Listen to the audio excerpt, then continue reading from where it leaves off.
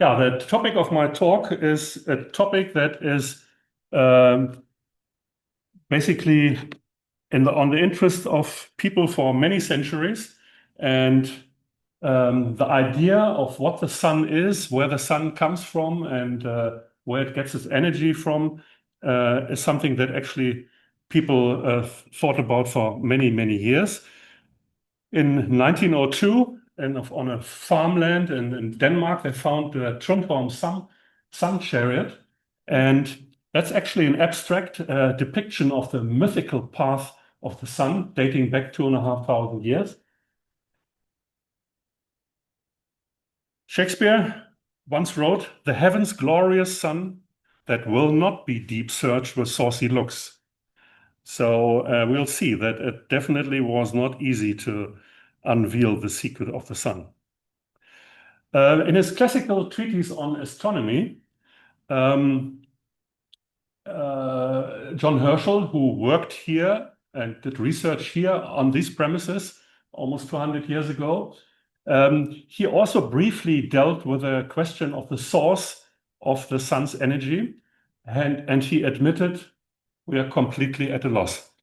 Yeah, they had no idea where the energy of the sun came from. A turnaround came in the middle of the 19th century with the discovery of the principle of conservation of energy, which actually was a simultaneous discovery in Germany and in England.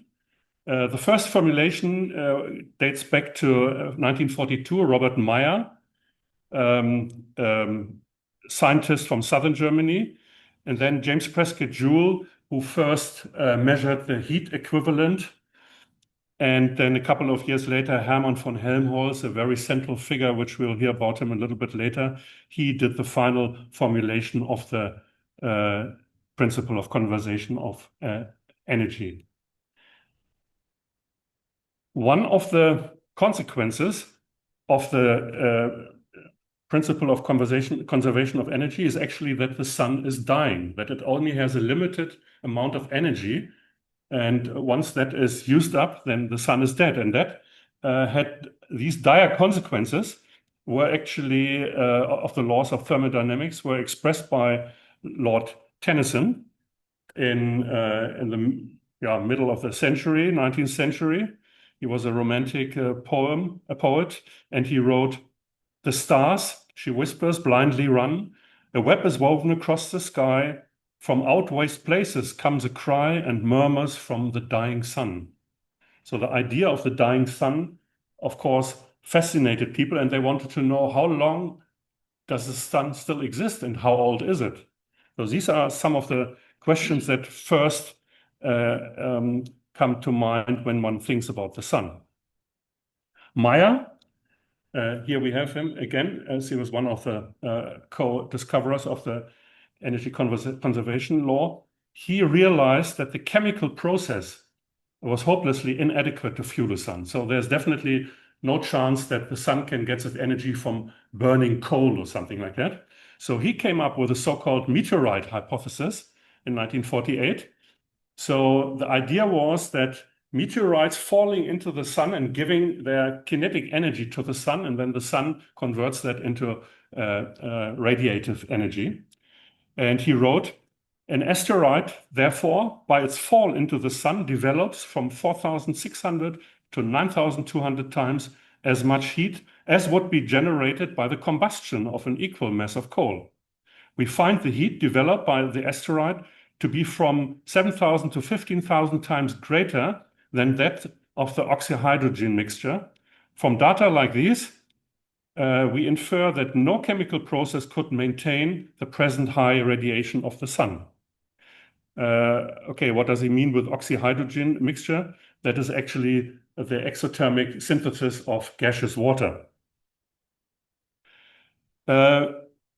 As far-fetched as the hypothesis by Meyer might look, this is a picture of a comet that actually crashed into the sun in 2022. A photo taken shortly before it crashed into the sun. So there are objects crashing into the sun, but of course the scale is much too low. So the idea is that you have a steady state scenario. So you have to have a permanent influx of matter into the sun. And Meyer calculated that to about 94 to 188 billion tons every minute. And by that, the sidereal year should shorten by about 0.5 seconds. Well, one of the problems is you can't verify that by observations. That's one hint that this hypothesis is probably not true. William Thomson, later known as Lord Kelvin, he came up with a similar idea. He was actually unaware of Meyer's theory, and he thought, okay, we need about an influx of cosmic matter of about 100 Earth masses in about 5,000 years. But he said these bodies would not come from out of the solar system, but more on the inner orbit, and they would help the rotation of the sun. And he did the first calculation of the age of the sun, and he said, no, the sun can't be older than about 32,000 years, and will still has maximum like 300,000 years.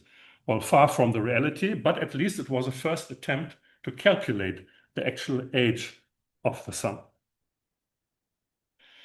Then in 1862, Thomson accepted Helmholtz gravitational contraction. Helmholtz came up with the idea that the sun actually is contracting, and by contracting, heating up, and then radiating this heat into the universe. That is a true source of the sun's heat. And he recalculated and came to a sun's age now over 100 million years, which is, of course, much more to the reality, and a life expectancy of another 500 million years. That was called then later the Helmholtz-Thomson mechanism. So by about 1863, here's a quote from Scientific American, people knew the sun can't work on coal. There have to be other mechanisms. And now, what's this contraction mechanism? Hermann von Helmholtz calculated it. It's quite easy to calculate it. And he said that if the diameter of the sun were diminished only a 10,000th part of its present length, by this act, a sufficient quantity of heat would be generated to cover the total emission for at least 2,100 years. Well, this is something that works, but of course, now we must consider how old the sun is. So he calculated the sun core temperature to about 28 million degrees, which is more than the 15 million that it actually has, but at least we're in the same range.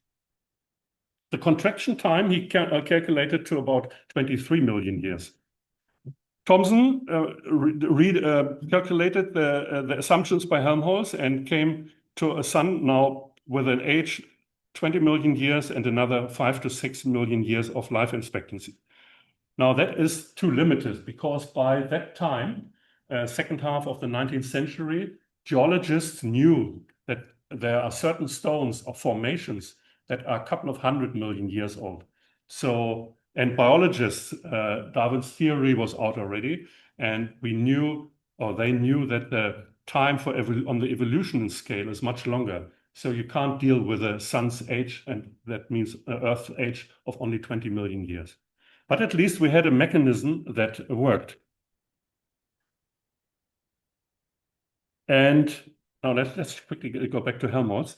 So that idea came up at about the mid of the century, and it lasted for about 40 years. It was the dominating theory of how the sun was generating energy.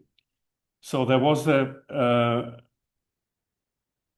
consensus, okay, that's a working mechanism. But of course, the observations tell us a different picture, because the radius of the sun was always constant. It didn't change, not even a little bit. But nevertheless, it stayed as a standard theory for more than 40 years. There were others who came up with other ideas, mostly amateur scientists or engineers. One was William Williams, author of The Fuel of the Sun. He did some speculations on some universal atmospheric medium around the sun. William Siemens, the brother of the founder of the Siemens company, he lived in England. He came up with an idea of a kind of a regeneration of the solar energy. So he was a mechanical engineer. And of course, Siemens thought about it, and he had revolutionized the steel manufacturing process with the invention of the regenerative furnace, was a fellow of the Royal Society, and noted that less than a millionth part of the sun's energy was actually intercepted by the planets. The rest just disappeared into the universe. And of course, that is a cosmic machine of very poor efficiency and very little practical purpose. And of course, that offended his engineering mind. And he came up with the idea that according to his idea, this whole space was filled with a gas mixture of density equal to less than 5 to the power of -4 times the Earth's atmosphere. And these gas were gravitationally drawn towards the sun and enter the sun at the poles and are then, because of the rotation of the sun, ejected at the equator. So it's like kind of a cyclical chemical theory. Physicists and astronomers didn't take it serious, but it just gives you an idea of how many different ideas came up at that time, how the sun could generate its energy. At around the turn of the century, 19th to the 20th century, radium had been discovered, and people knew that in a tiny portion of radium is so much energy because it radiates for thousands of years. So they came up with the idea maybe there are radioactive substances in the sun, and they produce that huge amount of energy. Like Henri Poincaré, famous French mathematician, and Frédéric Soddy, a physicist, they came up with that idea. But unfortunately, one couldn't find spectral lines from any radioactive elements in the sun or other stars. So that idea also didn't work. Only later, about 20 years later, Arthur Eddington, famous British astronomer, he came up with the idea of the annihilation of particles. Because if you have a particle of different charge, they can annihilate, and a huge portion of energy will be released. He quote, almost inexhaustible store of energy. First, he thought electron-proton annihilation. Later, then he came up with the idea that hydrogen can form into helium, and that was actually the right path. Then a couple of years later, in the 20s, he wrote the famous paper on the internal constitution of the stars, which is a standard book every astronomer knows. So we had the Helmholtz-Thomson contraction. That was a mistake. But actually, we still today talk about the Kelvin-Helmholtz. Kelvin is the same guy as Thomson. He was later knighted to become Lord Kelvin. So that Kelvin-Helmholtz mechanism still survives. And it actually gives us the so-called, on the right, that formula is the Helmholtz-Kelvin timescale for certain kinds of stars before they reach the main sequence. So it's a kind of gives a time scale for the stellar body to radiate away the energy when it shrinks. So if you look at the main sequence in the Hertzsprung-Russell diagram, you can see that area right above the main sequence, which is where the pre-main stars are, sequence stars are, or brown stars, or even giant planets like Jupiter, who generate energy by contraction, or can generate. So that still exists, that mechanism, but that's only a very short time scale for stars before they actually reach the main sequence. Now we come to the 30s, and that's actually the time now where it gets interesting. This is a nice picture. I like that because you see Thomson, another Thomson on the bottom left, next to Ernest Rutherford. The guy on the left was the guy who discovered the electron. Then we have Rutherford. But important are the following people. Here on the left is Paul Harteg, was a German scientist who was a Rockefeller fellow at Rutherford's Institute. And then on the right, Mark Oliphant from New Zealand. And together with Rutherford, they published a paper in 1934 about accelerating deuterium. Deuterium is one nucleus of hydrogen, which has one neutron more. Then usually you only have one proton in the core of hydrogen. Deuterium has a proton and a neutron. And then there's also tritium, which has two neutrons and a proton, but that's decays because it's radioactive. So what Rutherford and his two collaborators did is they accelerated deuterium towards another deuterium and checked what happens.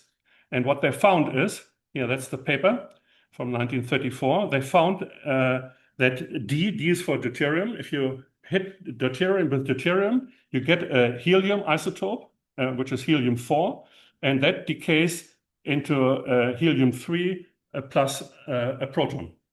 That's one reaction that can happen. That was actually the discovery of tritium. And tritium now is very important, as we will see, not only for hydrogen bombs, but also for the ITER fusion reactor that is being built in southern France currently.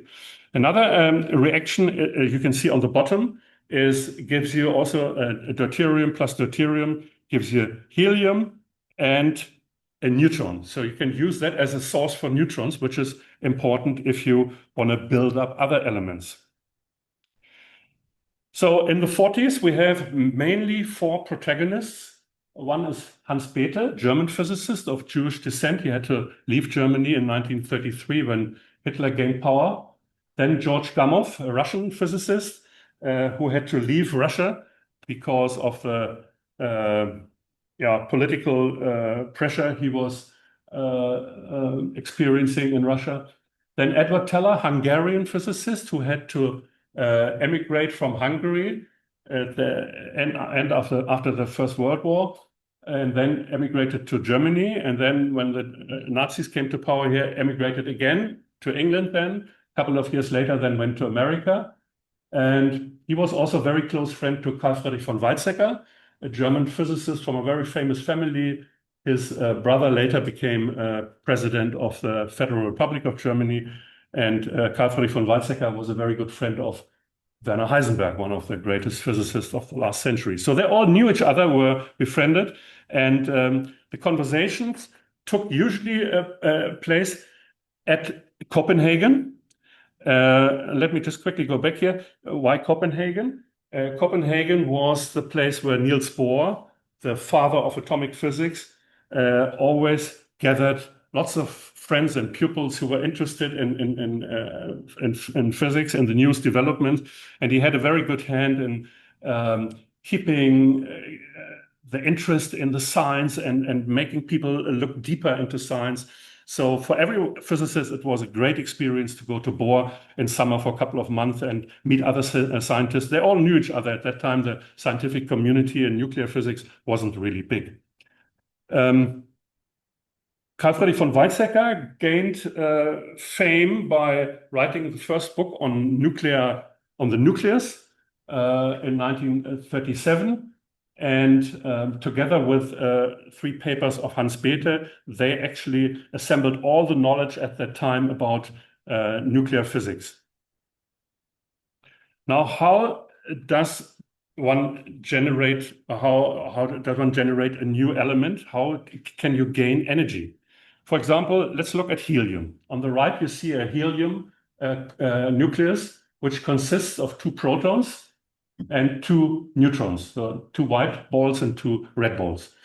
If you have these four constituencies on their own, you can see they're heavier than as if you put them together. So there is a mass difference. Yeah, you can see the left side is a bit heavier than the right side. So where is that mass difference? Well, that is a result of Einstein's formula, E equals mc squared. The mass disappeared and became the binding energy. Yeah? So the binding energy is being released when you fusion these four particles together. And you can see a little bit of mass gives you a lot of energy. So by fusing protons and neutrons to another element, you can gain energy. Let's come quickly back to the finding of Rutherford, Oliphant, and Hartek. we had this equation, as we remember. Now, if the sun would create its energy with the fusion of deuterium and deuterium, you can see it will produce a lot of helium. And actually, a very excessive stellar helium abundance would be noticeable in the stars. The problem was there was not so much helium in the stars. So that mechanism, as nice as it is, and you can actually reproduce it with particle accelerators, it can't be the source for the sun's energy. So here's one of the pictures from the annual meetings in Copenhagen. On the left, you see Niels Bohr, and then the whole range of all the famous physicists, or most of them, I mean, some in the background, which you probably won't know, but I wrote a couple of names here in the front, and some of them we will hear about later. So they met annually and had a great time. Here, for example, is Gamow with two of Bohr's sons on a motorbike, then Edward Teller in the front on skiing, and Lev Landau, a great Russian physicist, theoretical physicist, on this little vehicle there. Here, Gamow and Landau as well. And they exchanged theories, they played around with new ideas, and so that was a whole source of inspiration for everyone. Now, in the 30s, we are talking 1936 now, here is a letter from Carl Friedrich von Weizsäcker to Hans Bethe. Bethe emigrated to the States, and I found this letter in the Bethe archive in America, where Carl Friedrich von Weizsäcker talks about his astrophysical fantasies and comes up with all kinds of ideas to try to explain not only the source of the energy of the sun, but also the origin of the elements. Where do all the elements come from? So you can see there on the top, you can see helium reaction to lithium, and then beta decay to helium. And then you see on the right on the top, the DD reaction that we talked about a lot. And then he's asking Bethe, because Bethe was very good in mathematics and calculating cross sections and all, and measuring. So he was interested in, is this possible? He asked, is this reaction possible? How often does it occur? Which is more probable, and things like that. So in the exchange of letters is very interesting. Here's another letter from 1937 from September, where he talks of two isotopes, 0.3 here, and he says helium-5 and lithium-5, are they existenzfähig? Are they viable? Do they really exist? Because theoretically, he predicted that if certain reactions will take place, they must exist. And later it will turn out they actually don't exist. Yeah? They decay very quickly. So that these exchange of letters with Bethe and then also Gamow, but also papers and ideas by Robert Atkinson and Friedrich Hautermans, based on Gamow's suggestion of quantum tunneling. I'll come to that a little bit later. That and the close interaction between Gamow and Bethe and Weizsäcker led to the so-called Aufbauhypothese. So it's like a build-up hypothesis, how light elements are synthesized by proton and deuterium capture reactions to produce other elements. So this is the first famous paper by Weizsäcker from 1937. But if you read that paper, there's not a single formula in it. It's just ideas. He's describing certain reactions that could happen, but he's not calculating anything. So what Weizsäcker is suggesting is the following. You have two protons, which is on the very left. The 1H means actually the nucleus of a hydrogen atom. So you fusion that, they react together and form heavy hydrogen, which before we called deuterium. So you can write it as a big capital D or 2 hydrogen, which is basically the same. And then if you fuse that with another proton, so H1 on the bottom, then you get helium-3. Now at the bottom, the same reaction. Let's assume you have 2 helium-3s now on the right half of the picture, and these 2 helium isotopes react as well, hit each other and fuse they create helium-4, which is stable, plus 2 protons. And while they fuse, a lot of energy is released. So this is one of the reactions that is actually feasible, and later turned out that's the main reaction how our sun generates its energy. Proton-proton chain, or PP chain. In 1938, so after Weizsäcker had published his paper, there was a big conference in Washington on theoretical physics, and the topic of that on that year, it always had a certain topic. This year was the energy of stars. So you can see some of the protagonists we find here. Bethe there in the back, Teller, Gamow in the front, von Neumann, one of the greatest mathematicians in the last century, Chandrasekhar, a very brilliant Indian astrophysicist, and Critchfield, which was a student of Bethe. So they discussed the new ideas also of Bethe, but also Weizsäcker's paper. And George Gamow, here, we see him in the front, he wrote to Weizsäcker and told him what they were discussing. Different stars and Epsilon Aurigae, what's wrong with that? You know, something interesting happening. But also he told him here in this letter here in 1938 that Bethe came up with the idea of the following reaction. You have a carbon nucleus, so it's 612 carbon. That means 6 protons in the core and 6 neutrons, which makes it 12 particles of this that consist that form this nucleus. If you bombard that with a proton, with hydrogen 1, you get nitrogen. Then nitrogen decays into carbon 13, and then you bombard that with another proton, and then you form a nitrogen 14, and then you bombard that with another proton, you form oxygen 15, that decays to nitrogen 15, and you need another proton then, and then you form carbon 12 again, and you realize one helium nucleus on the bottom right here is 2 helium-4. Yeah. So you start basically with carbon, but carbon only works at a catalyst. So it takes part in the reaction, but is actually not consumed. So you start with carbon here, and at the end you still have carbon, and you have 1, 2, 3, 4 protons. So 1, 2, 3, 4 protons make up one helium nucleus, and the carbon basically just acts as a catalyst. So that was an idea by Bethe, but Bethe didn't publish it. But Weizsäcker was fascinated by that idea and realized, well, that could be how stars also could generate energy. And then he wrote his famous second paper here in 1938, published it first, but it only contains 11 formulas. Not that I judge a paper by the amount of formulas, but for an important subject like this is not much. You'll see later how Bethe's papers look like.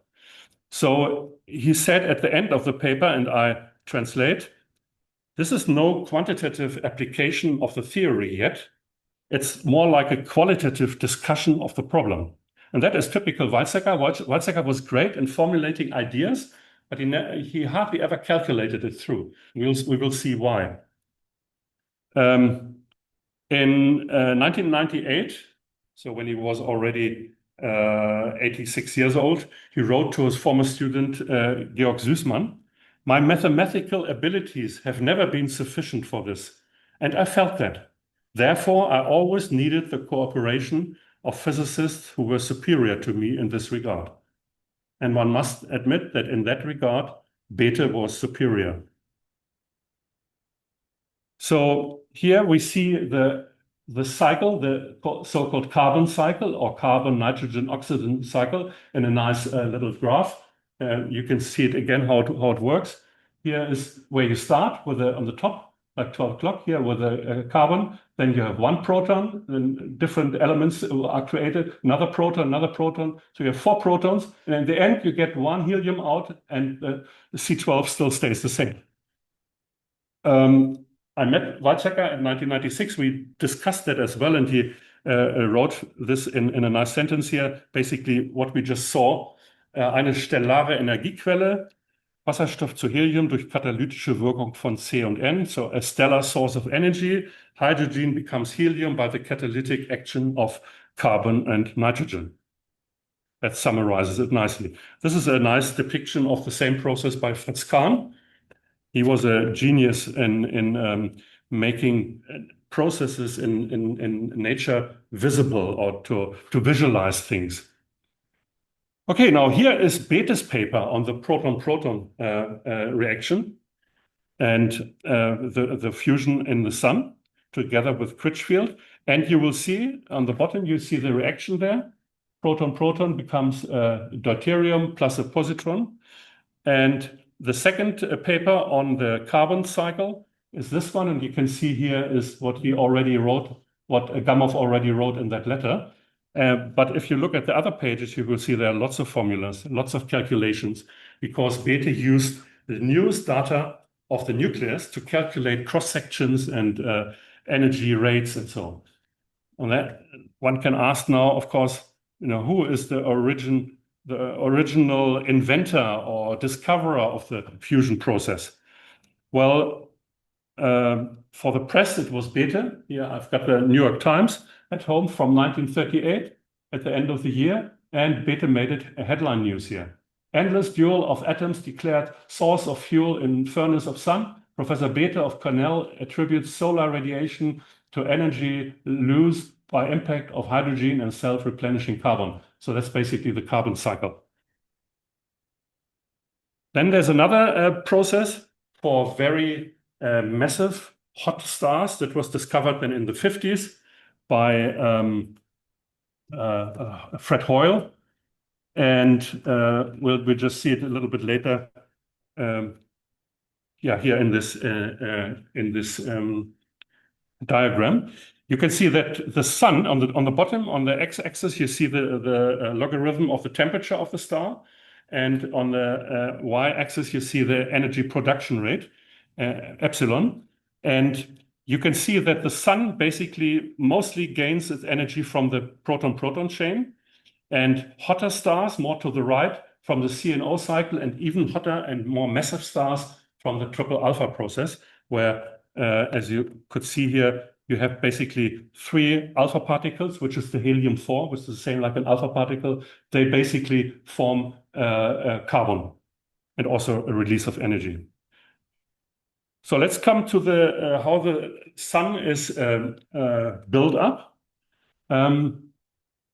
You have outside, there's a convection zone where the heat is transported to the outer part of the sun. Then you have a radiative zone and the sun's core. The sun's core is actually where the nuclear fusion takes place.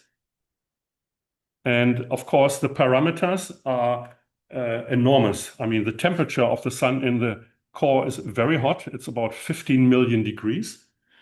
And of course, a lot of pressure as well, because it's a lot of mass that is pressing towards the center. So you have a high pressure as well. Now, you have to take in mind that the fusion, you have positive charged nucleus. There's no electrons anymore because it's a plasma. It's so hot. All the atoms have fallen apart into nucleus and electrons.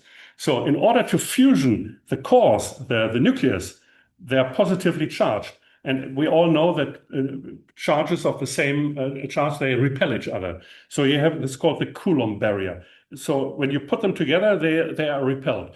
In order to fusion, you have to have an enormous heat and pressure, because once they are very close to each other, then the very strong force takes over and fuses them together. So a lot of heat and pressure, one could think, okay, that's enough for fusion. Well, actually, it's not. We need one more thing, which Gamow invented, and that's called the tunnel effect. Because the kinetic energy of the nucleus is not enough to overcome this potential hill. That means basically they don't have enough energy to climb that hill, which would which would then result in a fusion reaction. But Gamow realized a quantum mechanical effect could happen that the particle doesn't have to go over the hill. It can just tunnel through the mountain, through the potential barrier. And that will then allow fusion reactions. So these three things must come together: heat, pressure, and the tunnel effect. That allows nuclear fusion. And then energy is produced, other particles are produced, also radiation particles like photons are produced, and they take a long time to come out of the core. What do you think? How long it takes from a photon produced in the core of the sun to leave the sun? Just an idea. What do you think? 3 years. 2 years is a good guess. It's actually 200,000 years. Why so long? Yeah? Or I think the newest amount is 170,000 or so. Why so long? Because of all the dense plasma. There's a lot of scattering. So the particles hit other particles, the photons hit other particles, are bumped to another side and then backward, forward, so that it takes a long, long path. It's like just like a drunken man walking forward and backward and not finding the way home. That's something like that happens to the photons. Okay. Now, can we get rid of the top line there because it's blocking something? Willem, do you know how to do that? I don't want to end anything here. It just moves and moves. Okay. So the question is now, who received the Nobel Prize? Well, not that gentleman, which was the younger mine, but basically, was it Weizsäcker or was it Bethe? I'm sorry. So I checked the archive in Stockholm, and Weizsäcker got 4 nominations from scientists for his work on nuclear fusion, and Bethe got 56 nominations. Yeah, every year, but then also by several scientists. So in the end, Bethe got the Nobel Prize in 1967, and not because he was the first, but because he had the in-depth studies done on the fusion reactions. Nevertheless, he and Weizsäcker on the right, Bethe on the left, they were friends, lifelong friends, and met here on the Pole Merit prize-giving ceremony in Bonn. And on Weizsäcker's 90th birthday, Bethe wrote this letter, which I'd like to quote. Dear Carl Friedrich, I'm happy to congratulate you on your 90th birthday. Our lives in astrophysics have flown much in parallel. You discovered that the proton-proton must be the first nuclear reaction in a star. Then Critchfield and I worked it out quantitatively. A few months later, we independently found the carbon-nitron cycle, which is generally accepted as the greatest source of stellar energy. A few years ago in Copenhagen and Ithaca, which is in America, we had intense talks on arms controls and disarmament, and found to our mutual pleasure that there also our ideas are running very much in parallel, if they only could be fulfilled. I wish you many happy years and further life and thought. Dear, sincerely, Hans Bethe. Yeah? So it's very interesting. They had very similar interests. Now a little side information here. You probably might have heard of Klaus Fuchs. Yeah, he was a German communist who had to flee Germany in the early 30s, went to England, and then with a British delegation took part in the Manhattan Project in Los Alamos. And he was a brilliant theoretical physicist. He worked on the implosion design of the plutonium bomb, but he thought the Americans shouldn't have the bomb alone and gave everything to the Russians, to the Soviets. And John von Neumann, a brilliant mathematician, who worked together with Fuchs after the war in I think it was 48, they came up with the idea of a hydrogen bomb design. And these are the original sketch of the bomb from the Russian sources. You can see it's all in Cyrillic. Here on the left, it says detonator. So you have a detonator, which actually is a normal atomic bomb, which shoots a charge into this cylinder or sphere here and condenses or presses together some hydrogen, which then ignites and starts a fusion reaction. That's called a classical super, which is not very efficient. Actually, it's a design that won't really work. We'll come to that a little bit later. But I found that very interesting. It only came out a couple of years ago that Fuchs and Neumann had a design. And of course, as you can see, it's a Russian. Fuchs immediately gave it to the Russians. But now one can argue, okay, then the Russians not only got the atomic bomb from Fuchs, and it spared them about 1 year. So the Americans had their atomic bomb in 1945. The Russians had theirs in 1949, to the big surprise of the American officials.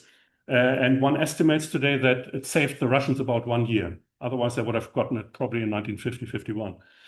Now, so that was a real, the duplicate, the first Russian bomb is a duplicate of the plutonium bomb.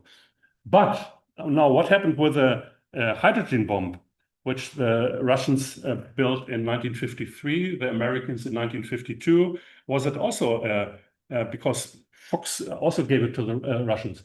No, and it actually might have delayed the Russian process of finding the way to a hydrogen bomb, because that's a cul-de-sac. That route doesn't work. And I spoke to scientists who worked on part of the Russian program, and they told me actually, yes, the first atomic bomb was a copy of the American one, but the hydrogen bomb they invented independently of the Americans on their own. So one other classical design is the following of the hydrogen bomb. You have an atomic bomb in the center, which creates a very hot shock wave that compresses deuterium. Deuterium is like heavy hydrogen, ignites that, or better compresses it together first until it ignites. And then another sphere of uranium layer, which is also sending a shock wave to the core and ignites the outer deuterium layer. Unfortunately, it doesn't work like that. A first test of this classical super was the George test in 1951. It was this cylindrical device that you can see here, and let's see. Yeah, that's a picture of the George test. It was the first thermonuclear burn, but not a real hydrogen bomb. So you had the power of about 225 kilotons. Just keep in mind, Hiroshima bomb was 15 kilotons. And of that, 200 kilotons were by fission, by classical fission of plutonium, and only 25 kilotons of fusion. It validated the radiation implosion principle, and you also they had the ignition of deuterium and tritium, but no propagation. So they had little pockets of where you had fusion, but not like a wave that went through whole material and ignited everything. So they could prove we can create a fusion reaction in a bomb, but not a self-propagating one that you can make a real huge bombs. So they actually only had a few grams of tritium. Remember, tritium is not a natural super heavy hydrogen isotope. You have to create it. And 1 ounce of deuterium. Deuterium, you all know, if I have this cup of water here and drink it, I drank deuterium. Every 6,000th drop is deuterium. So in 1 to 6,000, 1 to 7,000 is the amount of deuterium isotope in normal water. So it's heavy water. But there's no tritium. Tritium you have to generate. It's very expensive. So, and then the typical D plus T neutron energies of 14 mega electron volts, so very high energy released. But it's very inefficient. It's like using a blast furnace to light a match. The rescue came with a Teller-Ulam design in 1951. So Edward Teller and the Polish on the top, and Stanislav Ulam, a Polish mathematician, they came up with the idea of using the atomic bomb to create X-rays. In X-rays, they move with the speed of light. And then the X-rays compresses a certain material, and that material compresses the deuterium and the tritium, and then it ignites the bomb. So it's kind of a radiation implosion. This is a paper which was declassified a couple of years ago, and it says hydrodynamic lenses and radiation mirrors. Edward Teller, an interesting personality. I told a little bit about him before. He actually, I told him about his view about the two emigrations, one from Hungary and then again from Europe because of the Nazis. In 1954, he testified in the Oppenheimer hearings in 1954, where the question was, will Robert Oppenheimer gain his security clearance? And a famous quote by Edward Teller, he said, "I would like to oppress a feeling that I would feel personally more secure if public matters would rest in other hands." And that was a shock for many people that he wasn't loyal to Oppenheimer. And other scientists, they avoided him. And he was really cast aside by many, many scientists. He called it his third immigration. And then later he propagated SDI under Reagan, and he was always someone who came up with some, I must say, crazy ideas. In the 60s, he had the idea, it was a so-called plowshare program, to use hydrogen bombs to build harbors. You know, like 3-4 hydrogen bombs, then you have an artificial harbor. In Alaska, for example. Yeah, luckily they didn't follow up with that.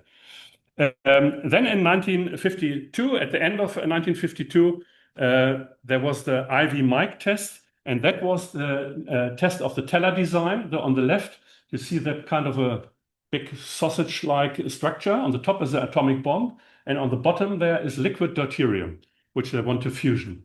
And then you have these light pipes where they measure the X-rays and light before the whole thing blows apart. The light comes with the speed of light, which is much faster than the pressure wave. So they can measure certain values of the explosion and see how the pressure wave propagates through the whole deuterium. This whole thing weighed a couple of dozens of tons, and of course it's not a bomb. It's a like a experimental device. Yeah?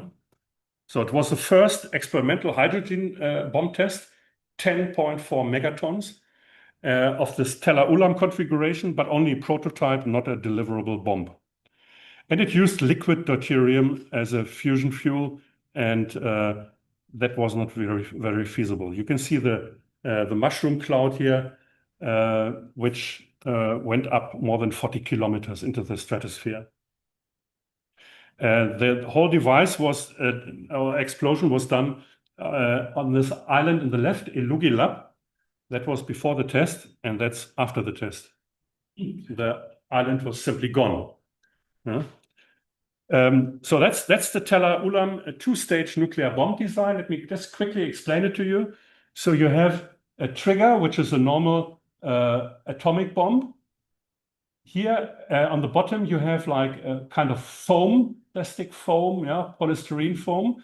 Here you have the fusion material, which is lithium deuteride, which is dry.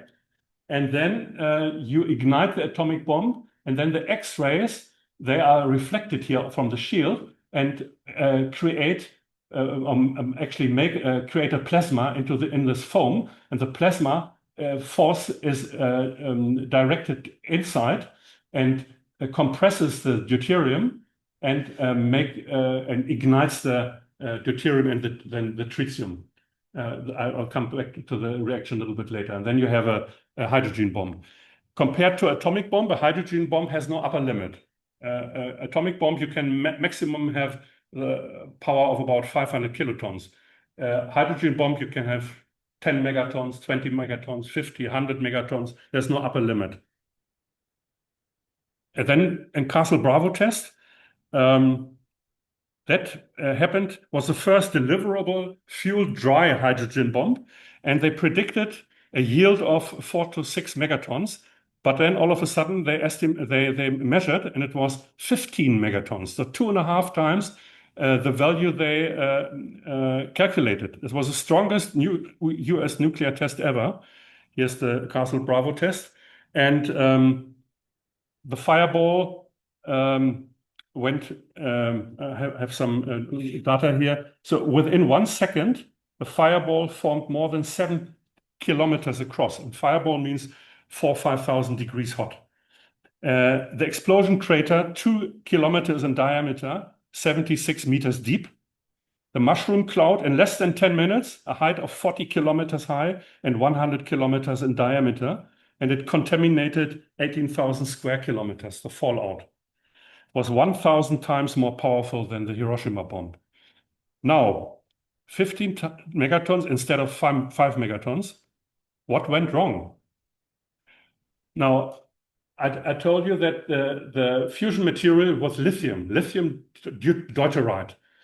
So normal lithium consists of 2 isotopes, lithium-7, here the blue one, and the green one is lithium-6. So the idea was you bombard from the plutonium bomb, you have a lot of neutrons. The neutrons bombard the lithium-6 and form tritium.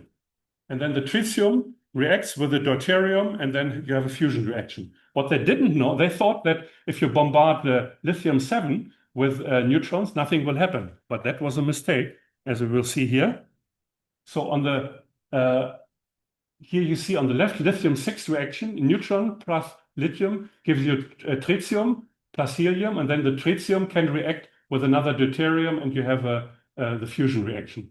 They expected that the neutron is that the lithium-7 just absorbs the neutron and nothing will happen. Where in fact you have another reaction. If the neutron goes into a lithium-7 core, you will have a helium and tritium, and that tritium can then react with the other deuterium. So actually, it enhances the reaction much more, and that was the problem why this bomb was much stronger than they actually thought.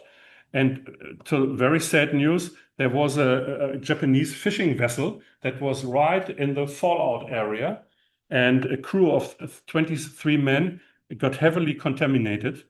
Yeah, you can see the burns here on the guy of the skin of one of the fishermen. And on the top, you can see the Fukuyo Maru. That's the area where it was. So it was an area of very high radiation. And one of the crew, all of them got the radiation sickness, but all of them recovered except one who died, and that you can say it's the first hydrogen bomb victim. That ship is now in a museum in Tokyo. So the fathers of the H-bomb were Edward Teller. I told you about him. And let me just some last words on the Soviet side. The father of the Russian hydrogen bomb was Andrei Sakharov. And Andrei Sakharov is a very different personality to Edward Teller. He was also not only the father of the hydrogen bomb, but Khrushchev made him actually build the biggest bomb ever, the so-called Tsar bomb. You can see how big it is, but it was delivered by an aeroplane, by Tupolev, and it had a yield of 55 megatons.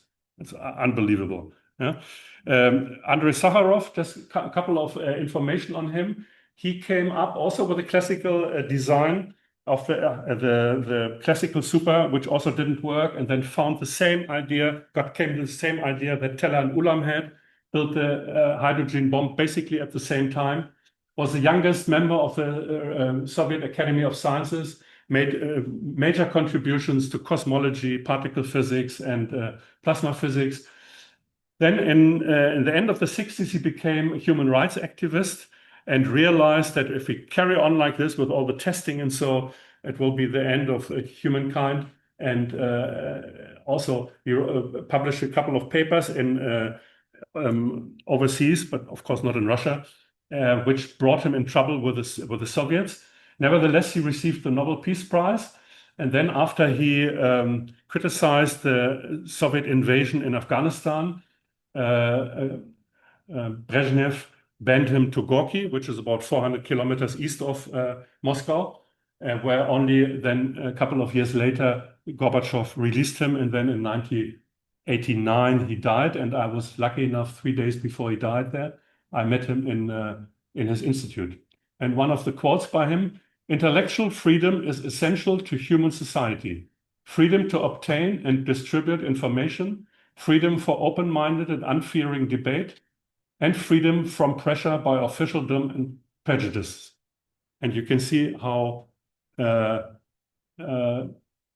relevant this is still today, if you just look not only at Russia and China, but also the United States. So this is where the bomb was ignited in Novaya Zemlya. It's a big island in the Arctic Sea. And that's the Tupolev. That's the moment they released the bomb. They put it on a parachute, so it falls more slowly and gives the plane time to to leave the place from the blast wave. This is the fireball, 8 kilometers. And this is from the distance of 160 kilometers, the mushroom cloud 65 kilometers high. Now, one thing, with this, I'd like to end, but nevertheless, we are here at a very famous place. I said this is the oldest astronomical observatory in the Southern Hemisphere. And Herschel was here and other famous scientists. And one of them was Edward Teller. And I found in the Teller files at Stanford University some information about his trip to South Africa in April 1982. And that's his part of his itinerary. And at the end, I found this quite interesting. Dr. Teller not interested in game reserve sightseeing. Yeah? But he was interested, and he actually came here on the 28th of April and visited here the astronomical observatory. Yeah, with Dr. Feast, and then met Brian Warner as well. And so my question is, do you still know anyone who was present at that meeting? Do photos exist? I have some photos of Teller in South Africa here, but I must admit I don't know who these people are. So if anyone knows who these people are or can give me information on Teller's visit here at the South African Astronomical Observatory, I would be very grateful.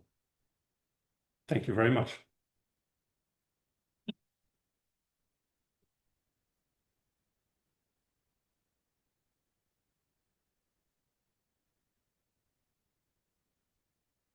Any questions? Willem, maybe you can show me if there are some hands up here. I don't know how that works. I think they must just unmute themselves and speak. Felix clapped. I saw that. That's really nice. Felix, regards to Germany. Yeah. So if there are any questions, but also here in the audience, yes, please. Well, there's 3 different chain reactions that are the source of stellar energy, right? And that they have the different masses or different temperatures, right? Yes, it's very sensitive to temperature. Does that also mean that as stars age, they would tend to follow the one chain reaction less and another chain reaction more? No, it has to do, basically the critical thing is the mass of the star. And as long as the star doesn't gain any more mass, he sticks with one process. Nevertheless, what you can have what we call in German Schalenbrennen. So you have the fusion reaction, and then in the middle, once the hydrogen is used up, you have a melting of fusion of helium, and then you create lithium, and then you create beryllium, and so you get certain shells, certain reactions in certain areas. Yeah. In the later stages. In the later stages of the star development, but the decisive point is if you have a triple alpha or the CNO cycle or the PP reaction, the decisive point is the mass and the temperature.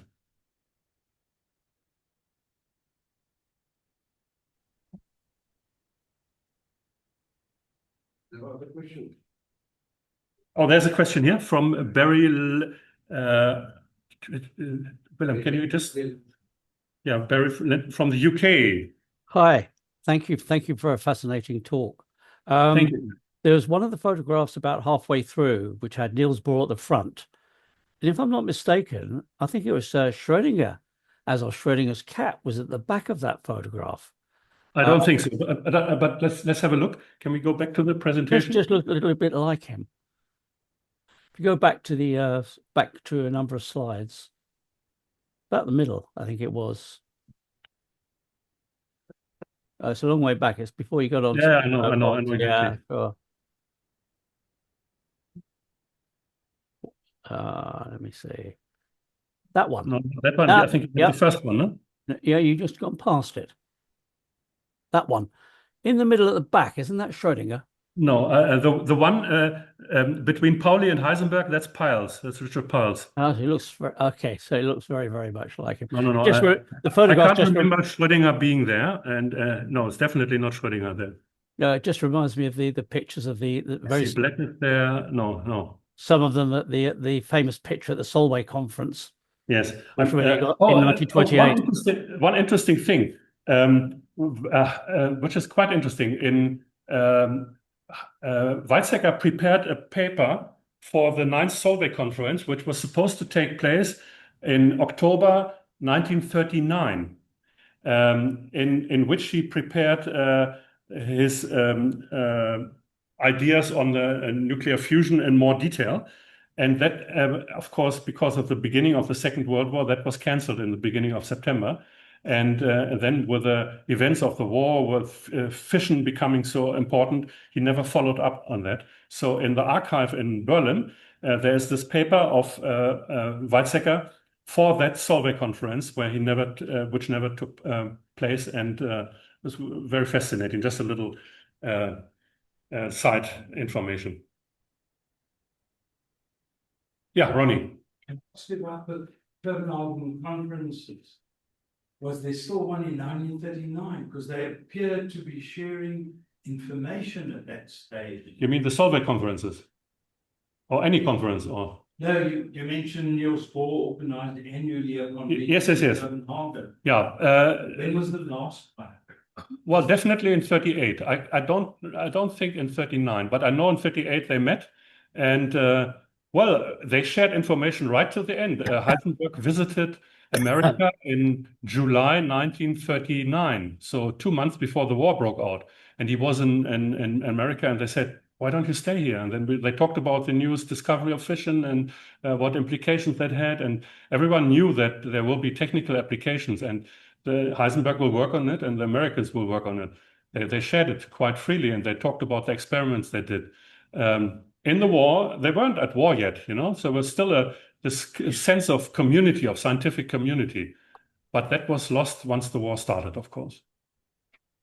It appears they were in a very preliminary stage of their research towards building the atom bomb, based on your lecture, which you gave us. Yes. Germany compared to the Allies. Yes. Yeah. Up until about 1942, they were more or less on the same level, but then with the building of the first reactor by Fermi, the Americans gained momentum, whereas the German project was reduced to a more experimental stage university kind of projects, but not a big blasting out, like a project where the government funded billions of them, like a rocket project. Yeah? The German money went into the rocket project, but not the atomic bomb project. Any more questions? Yeah, Jethro. Yes, hello, Dr. Schaaf. I have all the questions. So the first one, what inspired you to do this big theme, and what inspired you to keep on doing so much research? I mean, I can see a lot of time that's into this. One could think I like big explosions, but that's not the case. Actually, it all starts with people. I'm interested in people, and then what people do, and then what implications that had. And I mean, this had implications on world politics and the armament. I mean, the discovery of nuclear fission was one of the most influential discoveries in the history of science.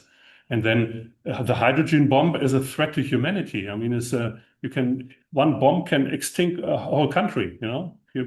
Hydrogen bomb over Belgium, well, then that's it. And then what makes people participate in that? Why do they do that? And what motivates them? These are the kinds of questions that interest me. Thank you. Max. how close do you think we are to actually having a nuclear fusion reactor that can sustain itself? I think you will still live long enough to experience it. There's this running gag that says, when will we have nuclear fusion? And they always say 30 years. But they said that already in the 50s, and now they still say, oh, another 30 years.